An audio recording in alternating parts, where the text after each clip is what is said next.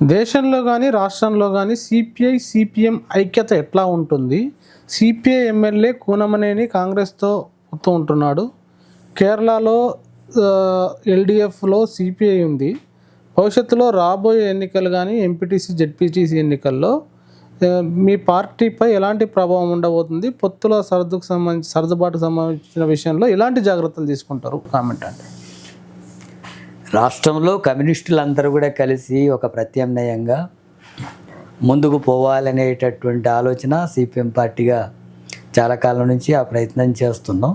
ప్రస్తుతానికి ఇంకా అది ఆ రూపంలో ముందుకు వచ్చేటటువంటి అవకాశాలు ప్రస్తుతానికి లేవు. కానీ భవిష్యత్తులో అనివార్యంగా అట్లాంటి పరిస్థితి వస్తుంది. కలిసి పనిచేసి ఒక ప్రత్యామ్నాయ రాజకీయాల వైపు పోవడానికి అవకాశం ఏర్పడుతుందని మేము భావిస్తున్నాం.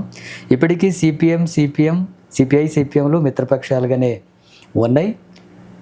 ఎలాంటి ఎన్నికల సందర్భంలో ఎత్తుగడల విషయంలో సిపిఐ ఒక విధానం, సిపిఎం ఒక విధానం తీసుకున్నప్పుడు కూడా ప్రజా సమస్యల మీద పనిచేసేటటువంటి దాంట్లో కానీ, అట్లాగే వామపక్ష ఉద్యమాల్ని ముందుకు తీసుకెళ్లేటటువంటి పాత్రలో కానీ సిపిఐ కలిసే వ్యవహరిస్తున్నాయి. ఇప్పుడు కూడా భవిష్యత్తులో అది మరింత పెరగాల్సినటువంటి అవసరం ఉంది. అట్లాగే మిగతా లెఫ్ట్ పార్టీలనంతా కూడా ఆ రూపంలోనే కలిసి ముందుకు పోవాల్సినటువంటి అవసరం ఉంది. భవిష్యత్తులో కమ్యూనిస్టులు, అట్లాగే ప్రజాస్వామిక శక్తులు, సామాజిక న్యాయం కోరేటటువంటి శక్తులు, అలాంటి శక్తులంతా కూడా ఒక ప్రత్యామ్నాయ రాజకీయాల వైపు ముందుకు సాగాల్సినటువంటి అవసరం ఉంటుంది. అందుకోసం కృషి చేయాల్సినటువంటి అవసరం ఉంది. సిపిఐ ఈరోజు కాంగ్రెస్తో మొన్న ఎన్నికల సందర్భంగా ఉన్న విషయం వాస్తవమే.